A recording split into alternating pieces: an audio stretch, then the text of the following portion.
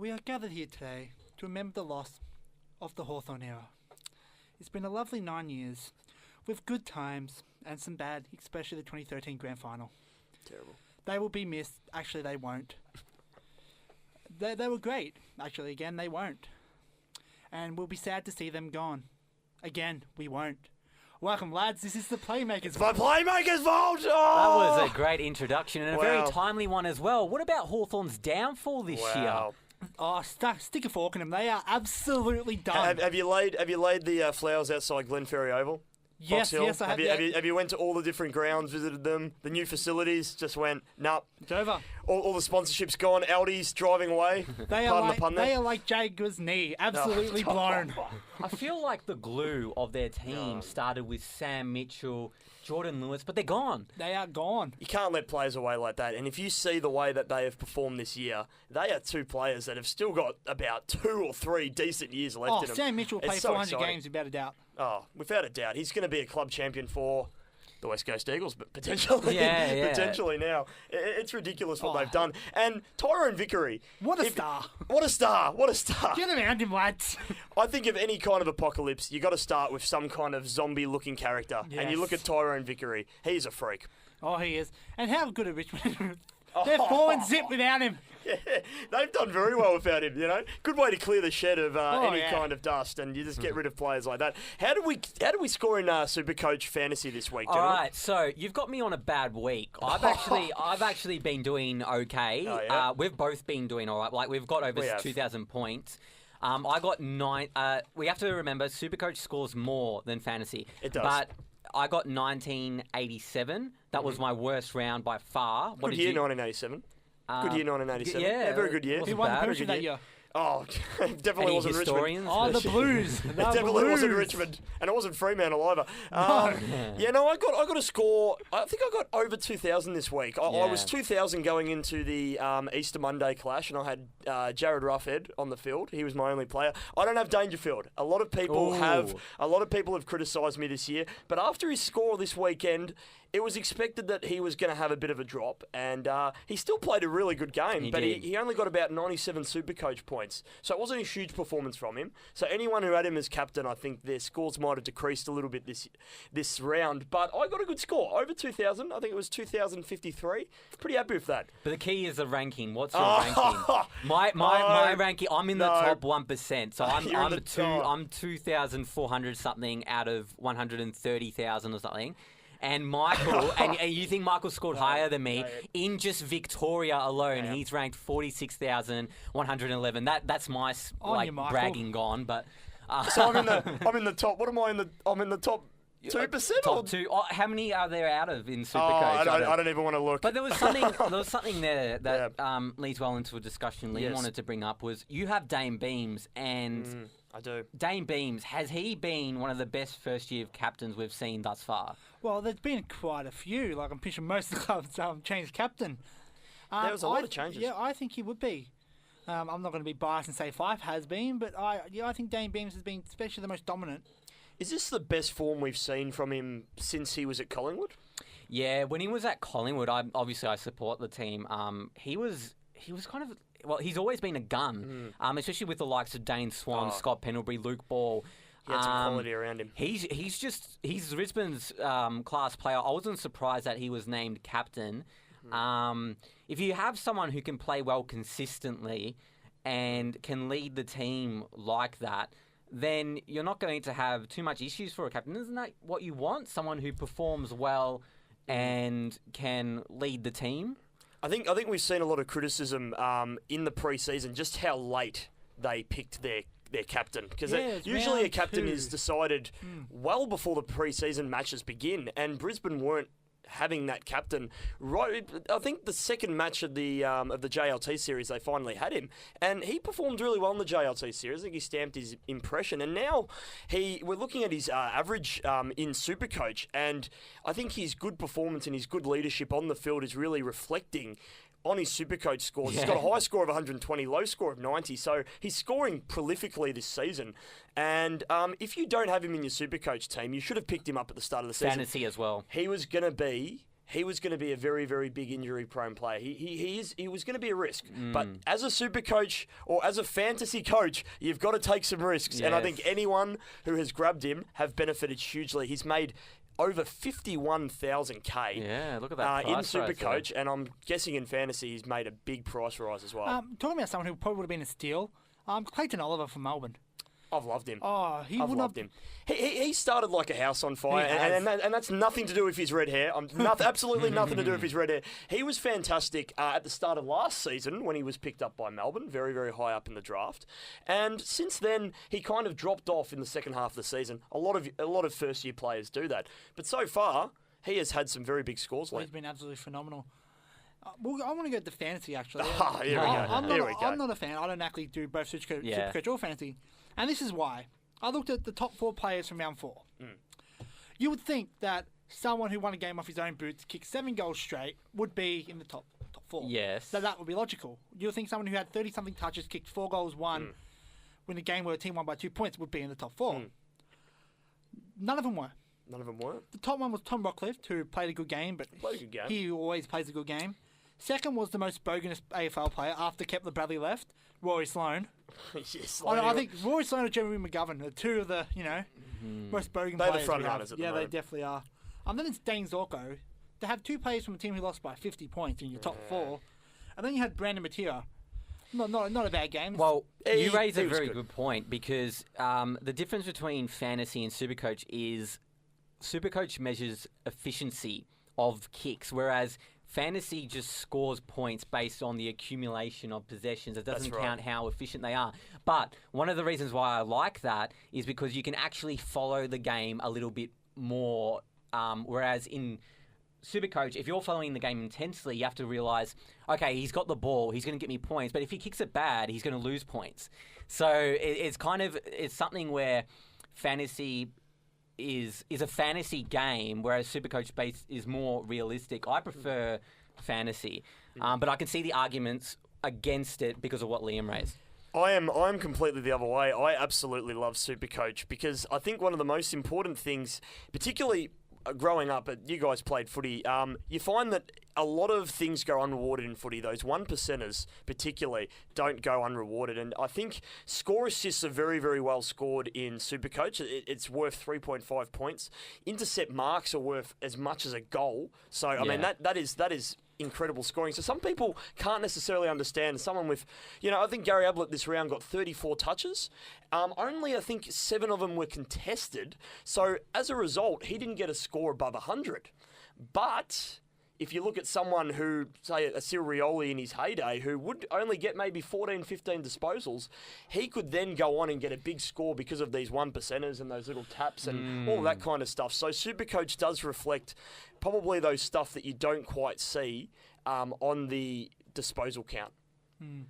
So it's a little bit different, but I actually quite like it. And we're looking through the points here, and even like at Gabba, 1.5 points. Like it's very, very meticulous, the amount of scoring that they have here. Yeah. Mark on a lead, 5 points. So, this is what I'm talking about. And Nick Rewalt would absolutely be killing it in that kind of mark as well. But you can't really follow the game intensely, if you get what I mean, because That's right. you're concentrating on so many things. Oh, you are. But whereas with fantasy, I have the leeway of saying, okay, even if he kicks it out on the full, I don't think they even deduct points from that. Or that's strange. Or they might, but like if they do a bad kick it goes straight to the other team. That's right. They get points. They still get points for that kick. There's both advantages and disadvantages of the game. And I totally understand where you're coming from. It's definitely more detailed. I mean, the Supercoach guys behind the desk, they'd have a hard job of like analysing all these statistics. I feel sorry for these statistic people. There's so many apps now where you can look like champion data. I can watch a game and go on one of my apps and just look at how many touches a player has. My big thing, especially my favourite things, are 2 either inside 50s and rebound 50s and tackles. Tackles are a big thing I look at. Tackles win matches.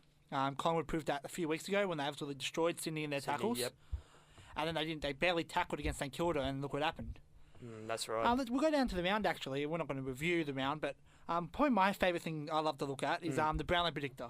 Yes. Brownlow Predictor. Last year they were right on the money. Surprisingly, they picked Dangerfield to win, and surprisingly he won. So is this your very own Playmaker Vault No. Brownlow Predictor? No, Come on. AFL.com.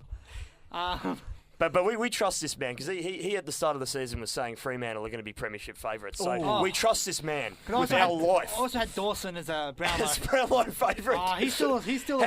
How's he going with the scoring first and foremost? We're going to do More it. likely for the We're going to Coleman. do a Zach Dawson track where we're going to see how many points he's going with. He'd be on a solid 0. Well, actually, we'll go to there is 5 players actually leading at the moment on 7 votes. Wow. And one of them actually is the guy I actually tipped to win the Brownlow, Rory Sloane. Rory Sloane.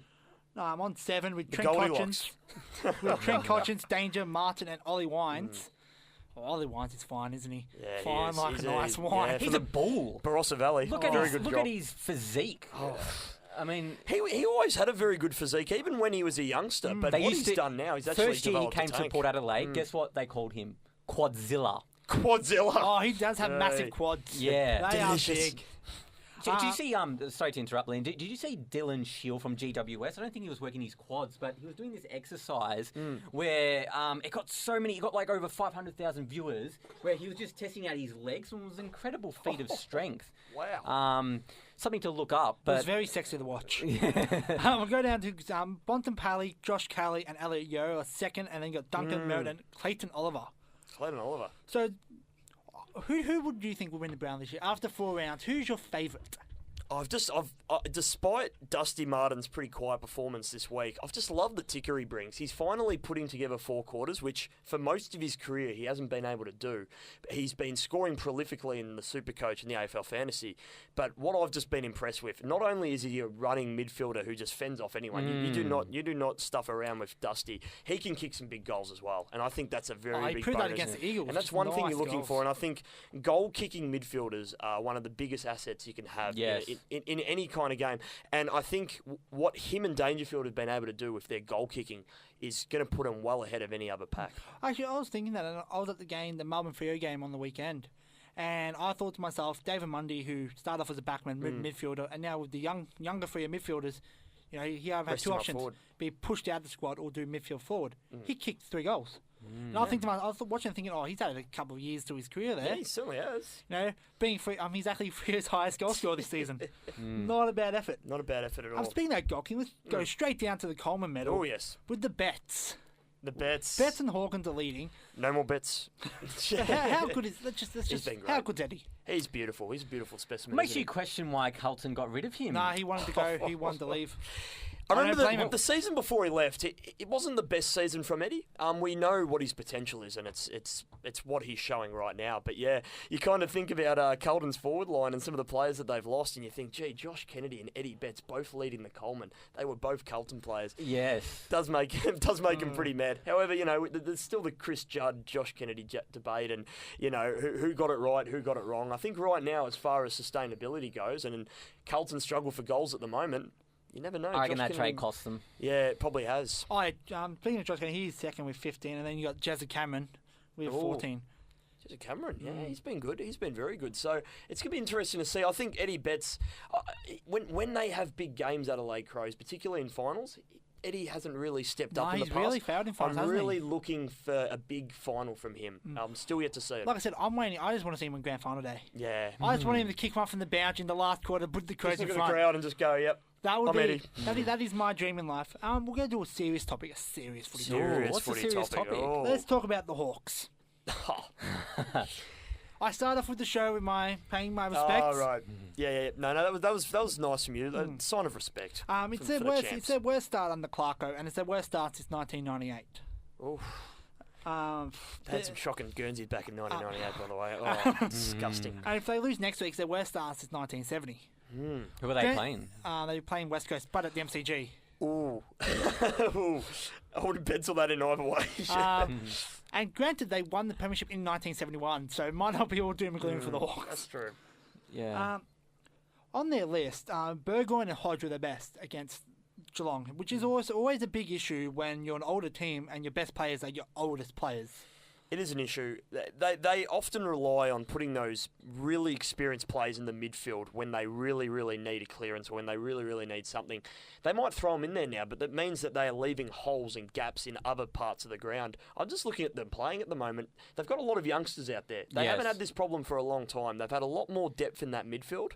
And although Tom Mitchell is amassing the disposals... I was just about to mention him. He's amassing the disposals. He's doing an extremely great job.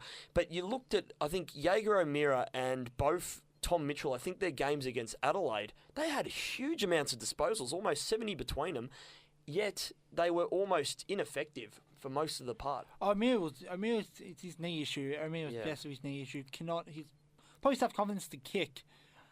Maybe self-confidence after getting smashed by Gold Coast would help right. as well. It's about giving him time. I think if you look at the talent he was in the first year at the Gold Coast, we were talking about, like, have we ever seen a better debut from a player ever? And I think you've got to give someone like that time to perform. They're asking a high role from him because Sam Mitchell, Jordan Lewis have left. He has taken that void coming off years of being out. That's a big ask. And besides Luke Hodge, who would you look to in the midfield as far as someone who would probably be a mentor to them? Isaac Smith. The two vice captains, Liam Shield and Isaac Smith, they really haven't. He has to stand up. I mean, he's going to be he's the next senior player. Yeah. Like I said, my biggest issue, and I said this on Sports Desk, is the fact that they got in all these players together, all their draft picks for this promised land for a premiership. And the thing is, they're trying to do that again this year. They wanted Stephen May from the Gold Coast, and they wanted Rory Lair from Adelaide. Yeah. But now they don't have that. They don't have that promised land. And Stephen May, who's just been appointed captain, doubtful is going to leave. I know appointment captain Fife should not leave a club. Fife. Not naming Fife names, Fife. But we look at players as well who have just completely fallen off the mantle. Josh Gibson. Josh Gibson has just... I've never seen him so shaky with the ball. He was so much better when he was a third man. I agree. Yeah. You had Brian Lake there and you had a couple more, strong defenders, and he was just able to take that role where he'd be just drifting in, spoiling, marking. He was great contested mark. Yeah, he was Mr. Spoiler in every sense of the name. He just with that third man up. That's such a great one to utilise because taking the second or first best forward, he doesn't have that leeway because he has to actually man up rather than coming across and spoiling. And I think that's affected Hawthorn as well, the ability to rebound from the back 50. And I saw some footage. They had about 3 defenders and 3 of the Geelong forwards. Usually what Hawthorn would do, they'd have a man already in the goal square waiting to get that spoil. And it's common knowledge in AFL, in any kind of form of football. You've got to knock that ball forward. You can't knock it back. Unless you've got a man there, they knocked it back. Players ran on, kicked the goal. Very similar to what Cam McCarthy did. As defenders, I don't know where the message has gone. There's all this zoning at the moment in the AFL, and I think zoning is good to a degree if you've got it set up well. St Kilda tried to do it the first 2 rounds. If you stuff up your zoning, you've got all these questions, all these voids in the forward line, and it absolutely makes no sense. When you're watching it on TV, it's one of the worst things to see. It's like, how is it so simple for a player to just waltz through the 50 and have no, opponent on him? It's crazy. Talking about how easy it was, Geelong kicked 11 goals straight. No team's ever done that in a quarter. Oh, yeah. That was unbelievable. I'm not just saying that. It was Geelong's biggest win over the Hawks since round 10, 1949. Gee, remember that game? Remember that round? I don't remember that. Beauty. I think when you're coming off, how many grand final wins have they had in the last, 4 in the last decade? They won 3 in a row. Yeah, so they won 3 in a row. Obviously, there's going to be a transition phase, and some teams don't deal with it as well as others. Risbon, in a similar vein, when they were on their streak, they beat Collingwood 2 times, and they also beat, was it Essendon? Yep. Yeah, and so they kind of fell off a little bit after their third premiership. They actually lost against Port Adelaide in another grand final. So I think all this talk of Clarko, he should go. I think that completely there is that talk out there, though. One of the greatest coaches of all time. Yeah, and you need to, especially when he's made those brave decisions to get Jaeger O'Meara in, to get Tom Mitchell in, to leave out Sam Mitchell and Jordan Lewis. He said he couldn't tell Sam Mitchell at the end of the season or at the end of another season after that it's your time to go. We need to get these young players going. I think that's a testament to the club's environment. Oh, I think it's. I felt like Carlton's a prime example of, especially if you fail, you're gone. Like Ken Hinkley's under the pump, and he's only been put out. And people forget that he became coach in 2013, and Port Adelaide were the worst team in the AFL. They were shocking. Took them to 2 finals, almost took them to a grand final. Had a few bad years. I just think AFL are too quick to jump on coaches. Too impatient. Which brings it to a next point, a club that's not impatient. Yes. We're talking about the Collingwood Football Club. And the fact that they still haven't sacked Buckley, but he should be gone by the end of the year. It's safe to say. Well, he's even said to himself that if they don't make finals, he'll quit. Like he won't go on as that coach if they don't make finals. And at the moment, the verdict certainly is there. Will they make the finals? I mean, they certainly have the talent. Because of one key statistic. They go. are the worst team at kicking the ball inside 50. Their kicking skills are atrocious. As a supporter, I've been watching them, and they're doing the hard work. You watch them against the Bulldogs, they're tackling pressure, blah, blah, blah. But that's not all footy is. It's not about tackling. It's about keeping the ball and kicking it well. aka Hawthorn. And, well, in the past, I don't know about now. For years, their kicking efficiency was well over 70%. Yeah, but our kicking efficiency, do you remember the Sydney game in the first quarter? Our kicking efficiency was impeccable. It was impeccable. You were hitting targets left, right, Wayne Carey was like, if they kick like this all the time, like, why are they playing like this one week and not the next? It's about being consistent. That comes back to the coach. What's he coaching the players to do? And at the moment, it's just not. You can't just rely on tackling. It's a big, and this has been an issue for years. And just to rely on Daniel Wells's addition to come in, 32-year-old, 31-year-old player. See, you said a good point there. To come in, like they picked up 4 players, and only Will Hoskin Elliott played on the weekend. Maine's been a dud. Oh God, $500,000 for over 4 years. Lyndon Dunn hasn't even played a game yet, and he's been perfectly healthy.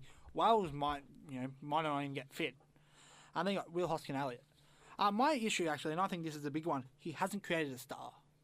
No. Like, look at when Ross Lyon came to Fremantle. The next year, Ryan Crowley won the best and first. He moved him to a tagging role, and he became the best tagger in the AFL. And look at all the stars Alistair Clarkson creates. He's just a star machine. Who's been a star under Buckley? Who? Like, Pendlebury was already a superstar. Yeah. Sidebottom was already a good player. Then he got Trelaw and Taylor Adams, who were already good players before they went to Collingwood. That's a very good point. I wouldn't call him a star by any stretch, but one thing that Buckley has sparked is Jeremy Howe in the back line. He's been quite consistent, but in terms of a star, it's hard to look because a lot of it's been Mick Malthouse. He certainly has. He's created, some incredible young players. Like Jared Blair played great roles there. You had still Sidebottom. You had this amazing midfield that amassed the disposals. You would think, if Nathan Buckley had that talent to, really nurture young players, like you'd think James H would be in the team. You'd think so. Coming across from Brisbane, early draft pick as well. Yeah. Yeah. Rising star. Barely gets a game. He's in the VFL. Jesse White's been an absolute dud. Yep, he's been. But at least he shaved off that man bun. That is the biggest positive about Jesse White. Thank God. Yeah. Another player we're waiting on as well, and I think you'd agree with this as well, Jonathan, is probably Darcy Moore. Yes. He's been at the club, and I couldn't believe this, 6 seasons. Has he? Not 6, but he's like third season maybe. Third season. It's been long enough, I think, and it's the same with players like Joe Danaher from Essendon as well. They're kind of people do getting quite impatient with these players, but they are showing a lot of potential. And Darcy Moore has kicked a couple of bags in the past, but he just needs to put in more consistent performances. Yeah, and I think a bit of it's about the delivery, as well inside 50. If you're the last team in the competition for kicking the ball inside 50, then it's hard for Moore to really get his hands on it. But when he has had his opportunities, he hasn't quite taken them. Yep. He is young, but the potential's already there. So it's just about him, coming of age, really. That's absolutely right. Actually, guys, will Buckley coach until the end of the year? Because they've got Essendon, and I think GWS and Carlton. They could lose all 3. It's not the start you want. I think he'll be there at the end of the season, but 2018, I don't think he'll be there. Yeah, I think there's this thing where Buckley's a legend of the Collingwood Football Club as a player. It's similar to James Hird, isn't it?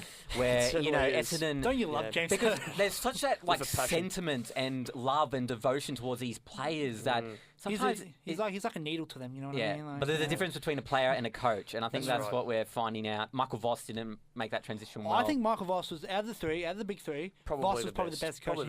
The fact that Brisbane wanted Paul Roos was the main reason why he was sacked. Which could be the reason why Buckley sacked, because apparently Paul Roos is the favourite. Yeah. Oof. Look at the list management, though, at Michael. I agree with Michael Voss. What he did there was good. But Favola, though, was that a wise pick? Oh, he thought they were ready for a premiership. He traded for that. He's a little bit guilty of that. Yeah. He certainly is. But then he tried to rebuild the club, and I think he did an okay job. He did, yes. My favourite thing, this makes me happy. Whenever you feel down, just remember that Nathan Buckley left the Brisbane Bears because he wanted to win a premiership. Because he wanted to win a premiership. And who did he lose 2 grand finals against? That's right, the Brisbane Lions. I just think that makes me happy. It's incredible when you turn a bear into a lion, what things can do. It's unbelievable. That makes me happy. I go to sleep at night smiling every time I think of that. Yeah. So I can't wait for Gold Coast to be Hawthorn in the grand final. A lot of people forget that he was at the Brisbane Bears. I wonder if the same thing will happen to Trelaw when GWS. I mean, because Brisbane had that young team. I read Nathan Buckley's biography, All I Can Be, and he talked about that he knew Brisbane had a good team, but he wanted to go to a big club. And Adam Trelaw, as said, I think Collingwood's list is better than Richmond's, and then Richmond beat Collingwood this season. One's 4 and zip. And whenever he got the ball, he was heavily booed as well. Yeah. And we'll go for another thing. Probably our last thing about AFL is Good Friday footy. Good Friday footy. Was it good? Was it good? I come straight out and say I'm not religious, so it doesn't bother me at all. But my stepdad isn't religious as well, and he said it shouldn't be.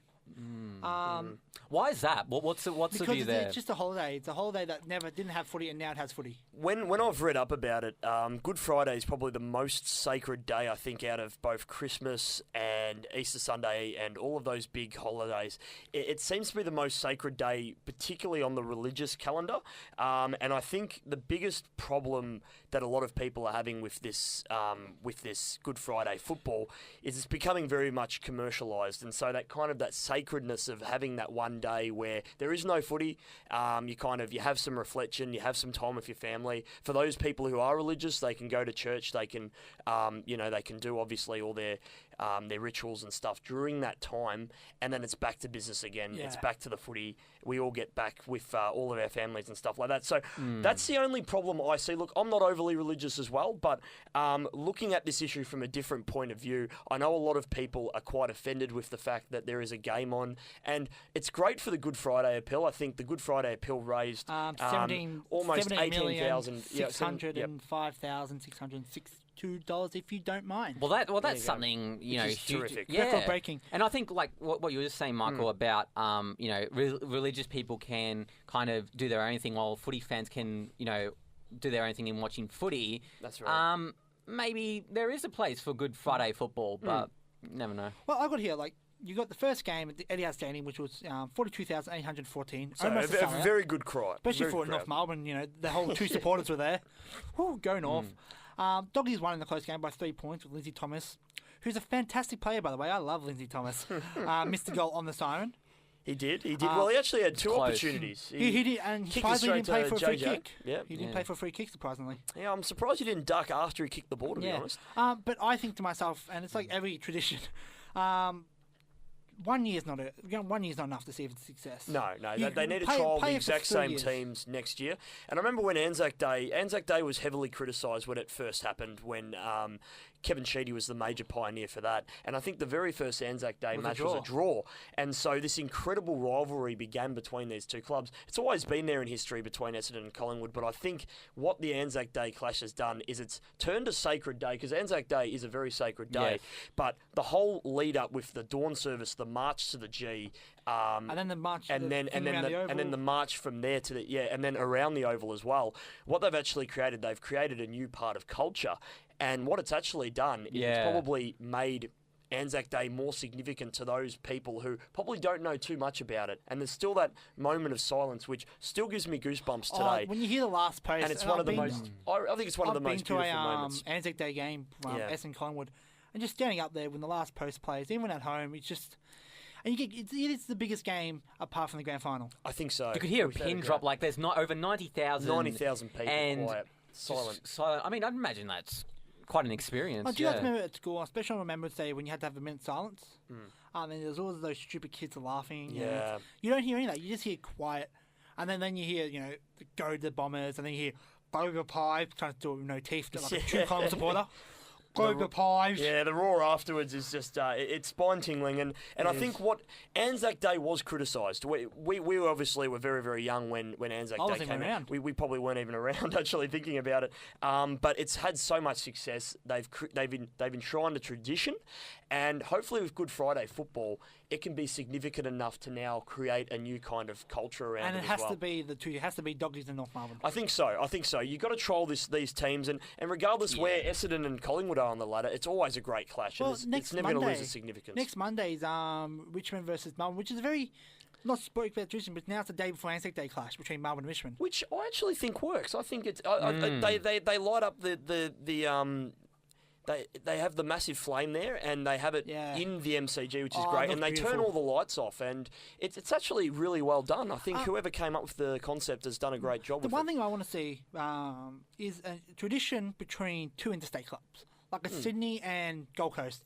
Have like a special game or something like that. I think the match in China could which may not be in China. Which may not be in China now, but something along those lines would be great. And I suppose rivalries, like the Easter Monday clash, Hawthorn, Geelong, they're hostile rivals ever since the 1989 grand final. It's been great. Yeah. But we're talking about a newer kind of rivalry. And Sydney West Coast don't count. Even now, every time Sydney West Coast play, they mention the 05 and 06 rivalry, which has no bearing on it. Like Geelong it lasted for a small period of time. Geelong and Hawthorn's had good games ever since the 08 grand final. Saints and the Doggies had a good rivalry there as well. Yeah. But so you're saying that there should be a new rivalry between two interstate clubs that's kind of... Do you think it should be selected at random, or do you think two clubs should pitch their case forward and have the opportunity to do something a little bit special? I don't know, just maybe they pick a day, just say, what's a good holiday? Just a random holiday. Yeah.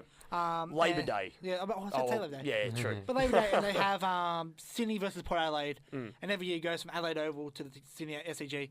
It's just something, that's what I want. Yeah, I think it's important to introduce like the culture of the holiday into the game, and I think if you do that, that actually promotes, whether it's Anzac Day, and I think that's the most important thing. The last thing before we go to song, have you seen the AFL Evolution trailer which dropped on Friday? Oh my god, I'm so getting that game.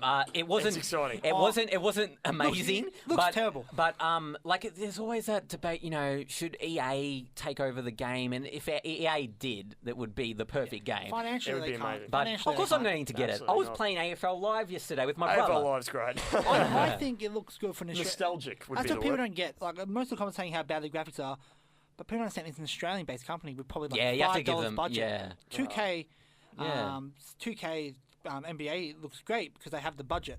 My issue was actually with AFL games, and I've got a mate who does programming. He does the code for games. That's interesting. Yeah, and I go, what they stuffed up with AFL Live 1 to AFL Live 2, you get a platform like FIFA. They've had the same platform for years, and every year they add a new detail.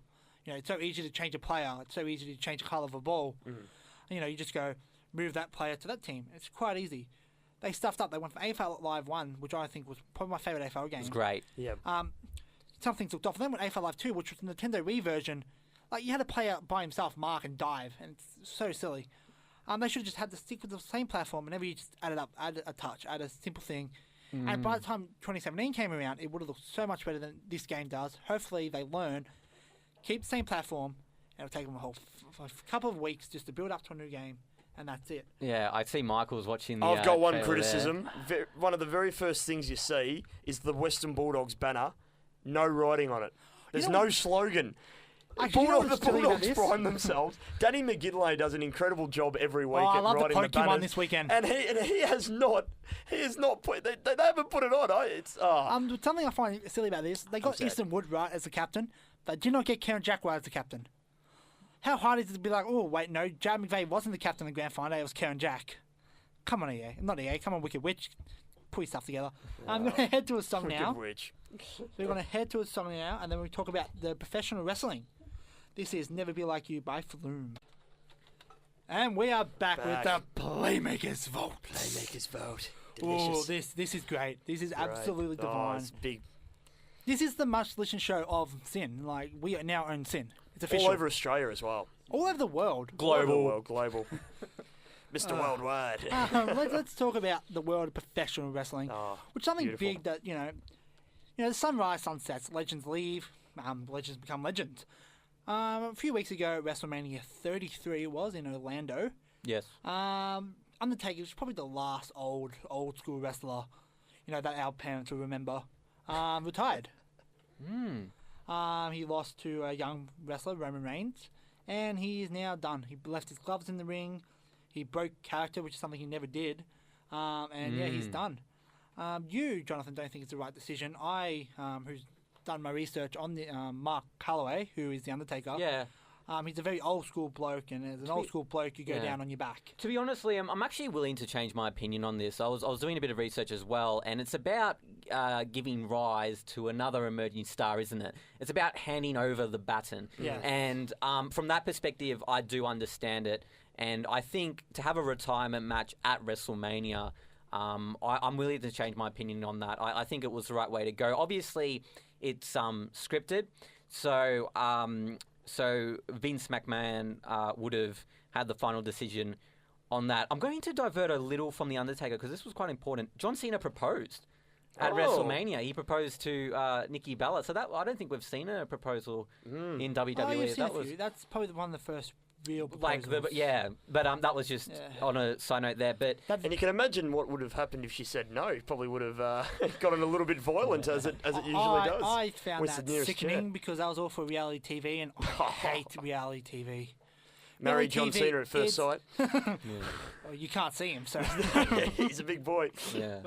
But but I guess Roman Reigns, I really liked his appearance afterwards. Because after WrestleMania, I think a day or two afterwards, they have to do another show, talk about the schedule of like a WWE wrestler, and Roman Reigns, all he said was the crowd was booing him. He said, "This is my yard now," and he said it with a lot of emphasis. And I think people realise that he is going to be, one of WWE's, if not WWE's, superstar, because who do they have? Like after the Attitude Era, which was like a golden era for them, The Rock and all these guys, they're more part-time performers now, and I think that's hurting WWE a bit, but I'm not sure. Well, one of their main champions is a part-time. I mean, if your part-time doesn't show up, what do your young wrestlers have to fight for? Yeah, that's right.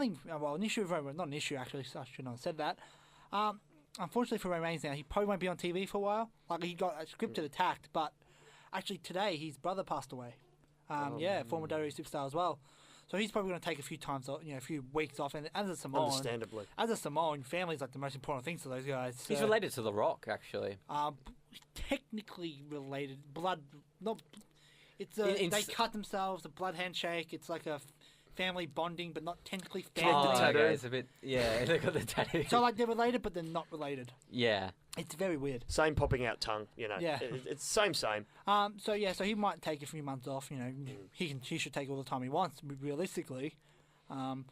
It's incredible though. With the WWE, it's incredible. Once these guys finish up their careers on WWE, a lot of them have actually became pretty profound actors. You look at The Rock; he has absolutely done very well out of WWE. Probably the biggest actor out of them all. Even John Cena's gotten a couple of roles.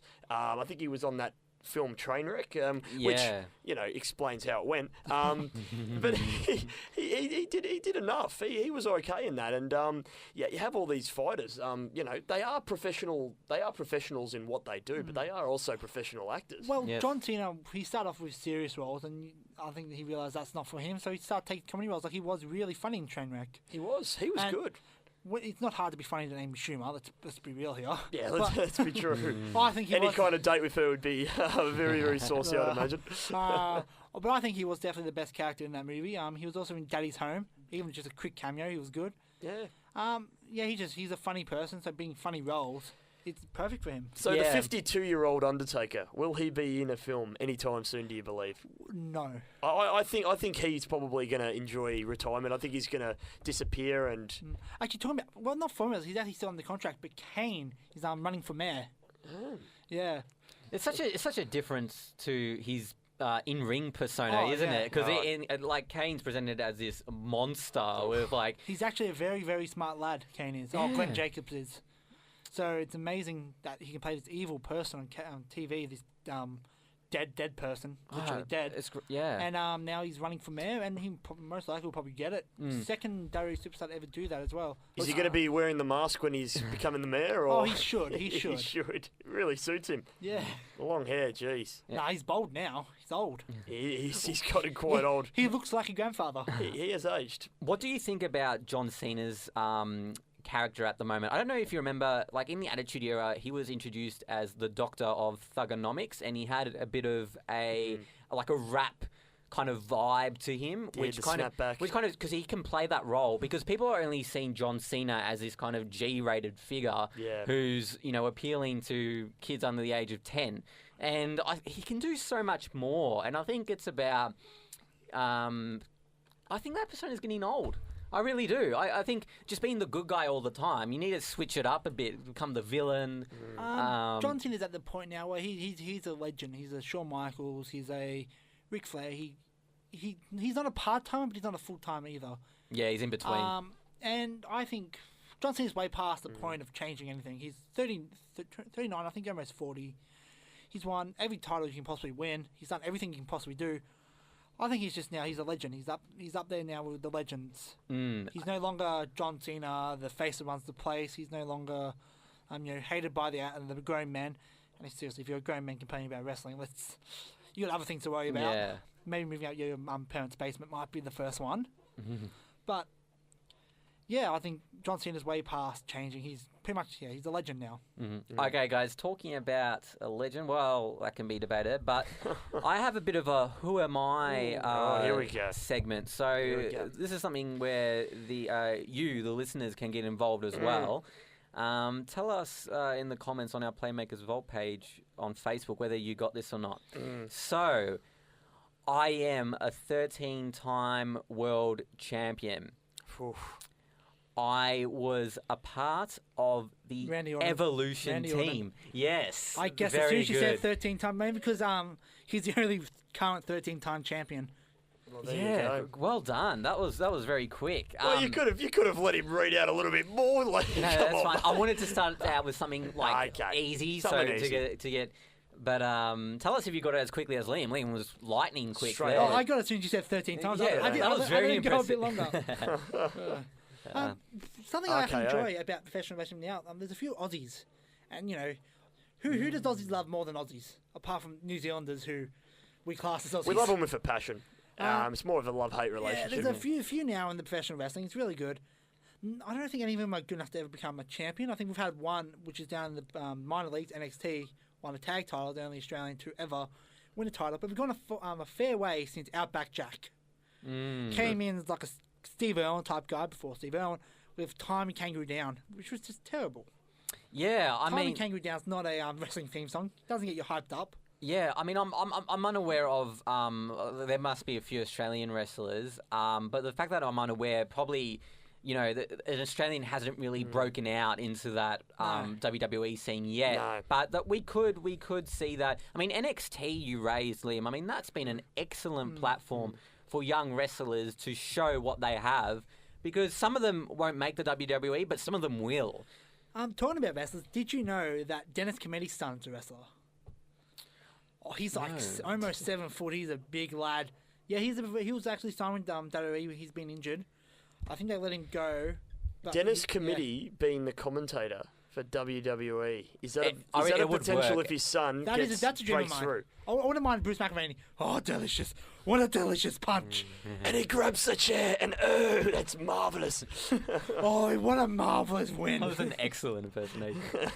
It's over. It's all over. The drought. The stage is broken. No, the streak is over. The streak is over. Well, now, Brian Taylor. Boy, oh boy, wow we. Now, gentlemen, talking about WWE, did you see the ring collapse at Raw? That was beautiful. That was a beautiful, beautiful moment. What happened? So Well, I'll do it simple. Two big lads jumped in the air and broke the ring.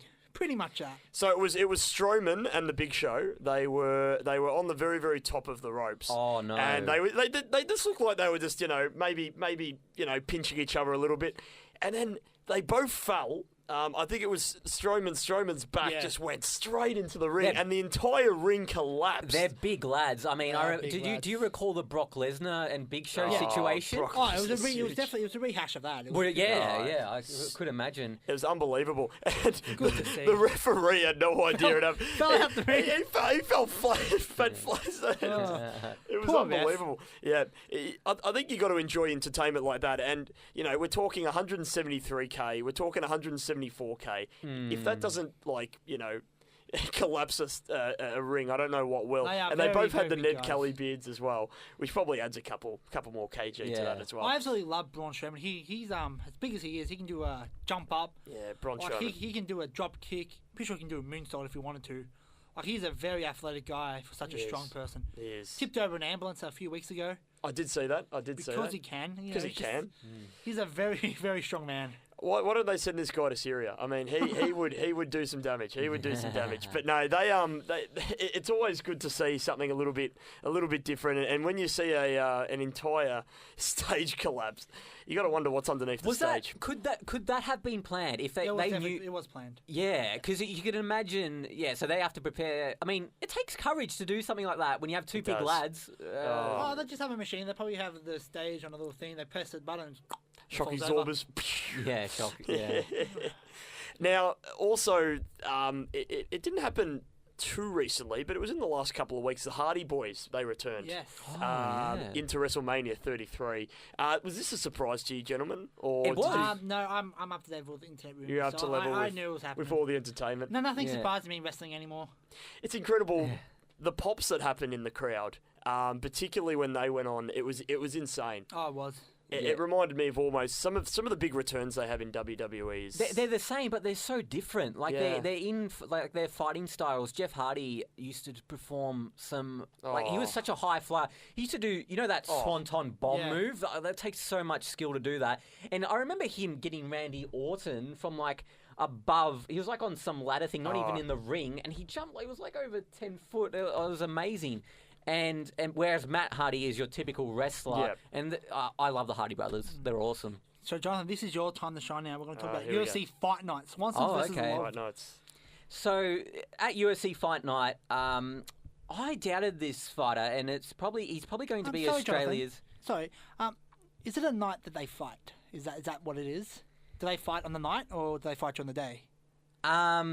Well, that's a good point, because in Australian time, it's in the afternoon, whereas in America, I'm not quite sure. Maybe I'd assume it would be nighttime. I need to look that up. I just focus more on the Australian side. But so what happened was Rob Whittaker, he defeated Jacare Souza, and Jacare Souza was on a winning streak. He was on a tear in the division, and Rob Whittaker really announced himself as an Australian fighter who is not afraid to stand and trade with others. I think he's a really good striker, and he has awesome hands, and he dropped Jacare quite a few times. Won 9 matches by knockout. Hasn't lost a match since 2014, if you don't mind. Yeah, so I've doubted him the past 2 fights. I was a doubter, so I went to hater right there. I went into the UFC Fight Night card in Melbourne. And that was during the day, so maybe it was during the day in America, this one. I've got to look that up. But he won the main event against Derek Brunson. And coming into it, I thought Derek Brunson would overwhelm Rob Whittaker, because Rob Whittaker's not a big guy in the middleweight division. He's about 6 foot, whereas the other middleweights are generally about 6'2", 6'3". So, but what he has is speed. And what he has is power. And when you combine those two, it's similar to, not in the same vein at all, but similar style is Mike Tyson. He didn't match the other heavyweights in terms of size, but in terms of strength, power, velocity, he was on another level. Here's something I've just looked this up. 3 out of his last 5 fights, he's got performance of the night. That's not too shabby. No, and he's a real striker. If you want to send the message, you got to send it loud, and I think he's sending it loud. You don't win 7 straight 7 in a row, 9 out of his last 11. Like, that's not too bad, and I think he does deserve a middleweight. Yeah, middleweight title shot. Well, this is the title. thing about the UFC. Given it's a promotion, but it's also a competition, the middleweight division has been held up because there's a fighter returning from the welterweight division who is a legend there. He's coming up to middleweight. He's been on a hiatus, and he's gone straight to a title shot against the middleweight champion, and it's holding up to the division. Like Luke Rockhold, who's a contender there, said, "This is not the WWE. This is the UFC. What are we doing?" And so sometimes it's hard where you can blur the lines between entertainment and a competition. Conor McGregor could be versing Floyd Mayweather in a boxing match. And, that would be very interesting from an entertainment perspective, but competitively, you wonder how that would go. My fellow Irishman should do fine. Yeah. Should get the job done. What match on this card are you looking forward to? I'm looking at some of these good. Some of these matches are nice, really good looking matches. I'm really looking at. Liking the look of the women's strawweight. Joanna Jones-Jacek. Yeah, that's looking quite nice. Yes. So which match are you? Because you're the UFC guy here. You're You're the MMA guy. So the one you just mentioned there with Joanna Jones-Jacek versus Jessica Andrade, is that? No, it's Jessica Penny. Sorry. Versus Danielle Taylor. Who's Joanna taking on? I don't know. Well, Joanna, she's been on a winning streak. I mean, she came to Melbourne with Ronda Rousey, and that was the first real headline of women's. Is that when Abby Holmes absolutely destroyed Ronda Rousey? No, not Abby Holm. That was Holly Holm. No, Abby Holmes. So she's a football player. Abby Holmes. Who's at home? But yeah, that was good. I love that kick where it just absolutely clocked her jaw. She's lost 3 in a row since then. Her opponent, not Ronda Rousey, Holly Holm. Yeah. Hey. So they've both declined. But it just tells you one fight can change things dramatically. So, I think in Daniel Cormier, this is one I wanted to talk about. So he didn't make weight against Anthony Johnson in the last pay-per-view event. He weighed in at 206.2. You have to make 205. 2 minutes later, he makes 205. How does he do that? He leans towards the towel and almost balances his way. I was about to say he's doing model tactics, going to the toilet, yeah, with his fingers up his but throat. he said it was to hide his junk, because obviously, I hate that issue as well. So is this something that should be looked at for the sake of the sport? Yep. Potentially. Any bit of cheating, and don't get me wrong, I'm not against cheating. It depends. I don't like SM type of cheating, but Oh, come on. there's always a little bits of cheating aren't too bad. Yeah. It depends. There's a fine line between tactics and cheating, I think, and it really depends how much. And these fighters are professionals; they know exactly what they can get away with.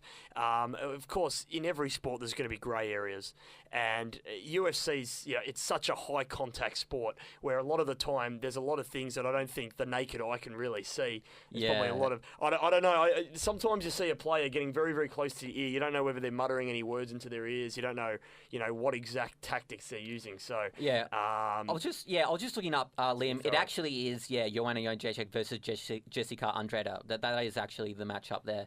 I've got April 22nd. April 22nd. Yeah. Have you got that? No, I've got the Wikipedia one. No, that's May 13th. Mate, you got a different date. So she's got a fight booked earlier. Yeah. Yep. That's actually quite. I apologize. That's actually quite interesting. That never really happens. That you're booked 2 times. Yeah, and two very close together. Something as well. can happen in April. Like if she loses consciousness or something, she's on a medical suspension. So we're gonna wrap things up here for the Playmakers Vault. Very first episode. It's been absolutely phenomenal. Thanks for being here, fellas. Of course, lad, Liam, you've been Jonathan, absolutely fantastic. It's been great. Of course, next week we've just got a lot more to talk about. Okay. We're talking more about the entertainment of the sports. Oh, yes. We're This talking is more the big outside scores. look. Who are you putting as captain this week, Liam? Oh, I have to go Ty Vickery. You have to go Ty Vickery. Have to go Ty Vickery. Zach Dawson's going to be my captain. Nice, good choice. And Thank you can listen to us, or you can like our page on Facebook, and we'll be uploading the highlights and everything there. We're also on MySpace, like ours on MySpace. MySpace is That's very... right, MySpace. MySpace is coming back. I've put that down. That's my 2017 prediction. The turn of MySpace. This has been the Playmakers Vault with Liam, Jonathan, and Michael.